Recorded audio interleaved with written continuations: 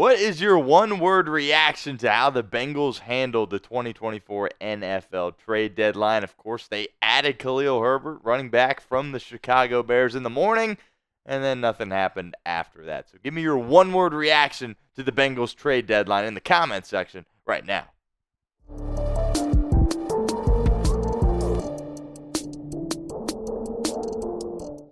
Welcome into Bengals Breakdown. I am your host, Stone Shields. Little evening edition of Bengals Breakdown as the NFL trade deadline has came and it has went. And kind of my emotions now are a little bit different than the last time I spoke with you all this morning. I came on this morning and I was ecstatic. The Bengals had added Khalil Herbert via trade with the Chicago Bears. Something that is really historical when you talk about this Cincinnati Bengals franchise. They don't add people during the season via trade. They did it this morning, so I thought it was going to be a great day to be a Cincinnati Bengals fan, and later on as the day progressed, they would add to that defense that certainly has held them back this season. That has not happened, or that did not happen whatsoever, which we'll get to that a little bit later. But we'll start with Khalil Herbert again, kind of start with a positive here. The Bengals definitely needed to add a running back with the injury to Zach Moss. Again, he's probably going to be out for the remainder of the regular season, was placed on IR today. Herbert, of course, can do some good things for you. He wasn't really being utilized by the Chicago Bears this year. Past two games, he was actually a healthy scratch. So it was pretty obvious that the Bears were going to try to move Khalil Herbert at some point. They did that, and the Bengals were on the receiving end of that. So, again, today started out really good, and then it really ended pretty bad and kind of similar to how you would expect it to end, I guess. I guess I was kind of silly to have as much optimism as I did because, after all, it is the Cincinnati Bengals, and this typically is how they handle their business. But Joe Burrow did speak today at his press conference, of course, leading up to Thursday's matchup with the Baltimore Ravens. This was before the deadline had come, but obviously after the Bengals had traded for Khalil Herbert. So he was very positive. He said, "I'm glad we went out and tried to get better. That shows that they believe in the players on this team to go and do what we want to do this year. Maybe there was holes here and there, but they wanted to go out and improve the team for this stretch, and that's exciting and positive for our team." Be curious to know what Burrow is feeling after, of course, the trade deadline has come and gone. Maybe he was hanging on to some hope that they would add an additional defensive piece. It didn't happen, and it was only Khalil Herbert. Leads us to the pinned comment of today's video. Did the Bengals do enough at the trade deadline? Type Y for yes or N for no. Be honest with us. I think there's going to be a lot of N's at this pinned comment. I, of course, believe it is an N as well. Needed to address the defense, and you didn't. So that's a loss. So sound off for us in the comments. That ad comes here on YouTube. Totally fine. Take advantage of it. Get down in the comment section. Let us know what you think. All right, now we're going to go through some of the trades that actually went down today at the NFL trade deadline. And this one right here is the one that makes me the most upset. Look what Pittsburgh, your division rival, by the way, a team in which you have to play 2 times, might even have to beat them both times if you want to get to the playoffs. Look what they had to give up to get Preston Smith. Oh, just a 7th-round pick. And it's not like Preston Smith is making a ton of money either as far as his contract goes. Why can you not give up another late-round pick? I would have been fine giving a 6th-round pick for him in 2025. Obviously, you gave up one earlier in the morning with the Khalil Herbert trade. But look, Preston Smith could have been a great boost to your defense, and he really could have allowed you to have another pass rusher opposite Trey Hendrickson. And again, not much of a cost and not much of a contract on top of what it would take as far as trade compensation as well. And it's a move Cincinnati didn't make, and it makes it even that much more worse that Pittsburgh pulled the trigger and made that move. By the way, Pittsburgh, one of the best defenses in the National Football League right now. And they said, we're going to go out and get a little bit better. Obviously, looking at what you have along the defensive edge room with guys like Sam Hubbard and Trey Hendrickson.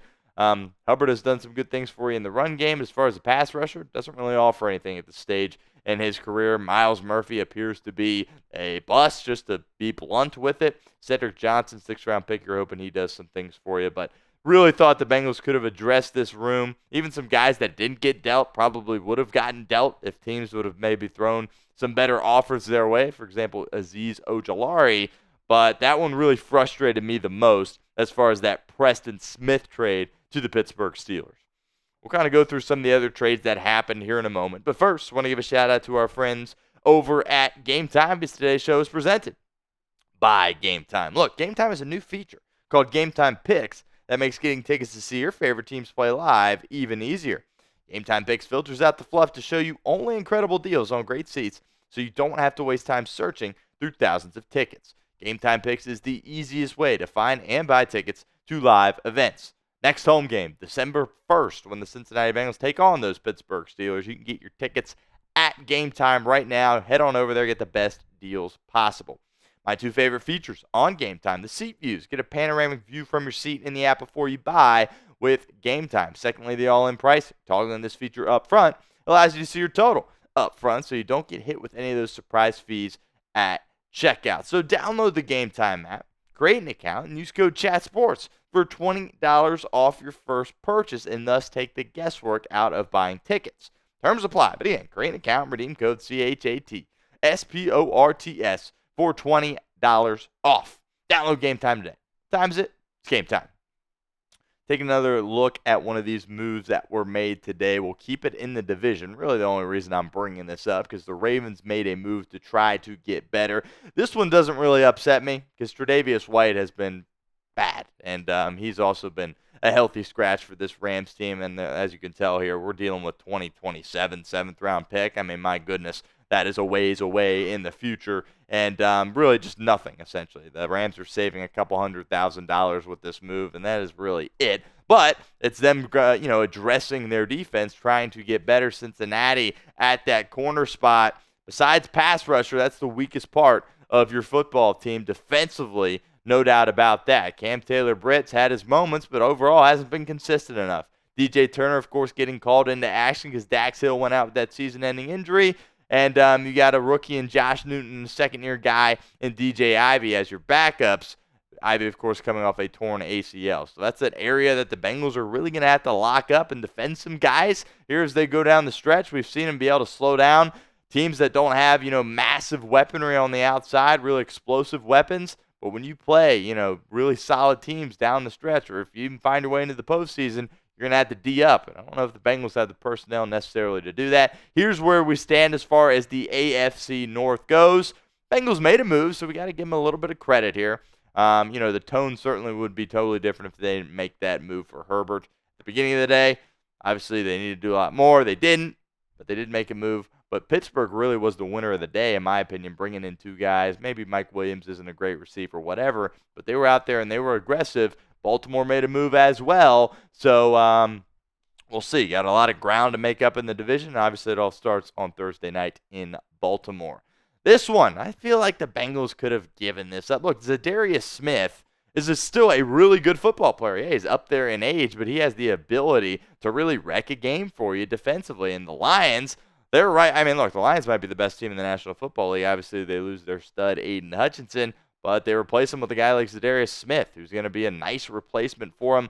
The Browns, obviously, the Lions, rather, didn't have to give up that much in order to get Za'Darius Smith, really, with just that 5th-round pick in 2025 and 6th-round pick in 2026 is what the Lions were giving up in order to acquire them. And look, man, it would have been awesome to be able to have Za'Darius Smith on this defense.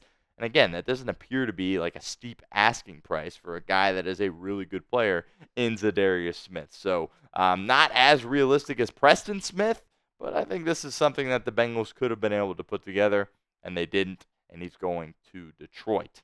Another opportunity for you guys to get interactive with our show here at Bengals Breakdown. Name a player that needs to step up for this Bengals defense. They didn't add, so it's the same cast of characters that we got right now. So somebody's going to have to step up and try to be a difference maker for this defense. Give me a name. Can't be Trey Hendrickson because he, of course, already is that guy. Name a player that you think is going to step up on this Bengals defense. Another trade here, the second to last one that we're going to look at here on today's show. Look, Khalil Davis has bounced around the league, from practice squads. He was in the USFL for a chunk as well in 2023. So this isn't, a massive move, but it is a defensive tackle that went off the board. And again, that's a position that you could certainly get some help from at that interior of your defensive line spot. Again, this is Khalil Davis, is a Super Bowl champion, was a member of that Tampa Bay Buccaneers team, and was able to contribute and help them get a ring. But as far as him being a big difference maker, probably not. But San Francisco taking a chance on him, unlike Cincinnati, and helping out their interior, their defensive line. B.J. Hill's banged up. You're worried about his status going forward, and got a lot of youth outside of that, particularly with Jenkins Jr. and McKinley Jackson as well. So Calais Campbell, that was a name we talked about a lot on our show, was a guy that we really were hoping to be able to get in. You would think that Miami would try to do right by Calais and trade him, because he came to Miami hoping to compete and win. Obviously, Tua gets hurt, and that it doesn't end up working out that way. But this is a position as well that the Bengals could have added to defensively, and they chose not to do it. The biggest trade of the day was Marshon Lattimore. Now, I think if the Bengals were to add Lattimore, that would be awesome, to have him back with Von Bell. Obviously, those Ohio State Buckeyes, Sam Hubbard as well. But look, the Bengals were never going to give up this haul, that was required by the Commanders in order to obtain a guy like Marshon Lattimore. It was never going to happen. It was kind of more of a daydream type of thing. The Bengals would never make a splashy move like this. It'd be interesting to see how he progresses throughout the remainder of this season, because it looks like this Washington team, I kind of have just been waiting for them to fall off. Hasn't happened yet. Now they're being aggressive, trying to go out there and win their division in the NFC East, go toe-to-toe with Philadelphia, and bringing in a guy like Marshon Lattimore. Obviously, they have a lot of high hopes that he's going to be able to help them do that. And you see that by how aggressive they were giving up all those pieces as far as draft compensation in order to get Marshon Lattimore. So he was kind of a long shot for the Bengals, but certainly would have been nice to be able to land him on this football team. Obviously, it did not happen. All right, we're going to be here all season long with Bengals news, rumors. No more trade rumors now. So, none of that to talk about throughout the remainder of this season. But we'll have plenty of things to talk about here on Bengals Breakdown. So overall, it started out as a great morning, and then it kind of ended with the feeling that you were worried about having. The Bengals simply just did not do enough. We'll see if the personnel that they have in place now can step up, rise to the occasion, and find a way to go on a run with this football team. But it is only Khalil Herbert that was added for Cincinnati at the 2024 NFL trade deadline.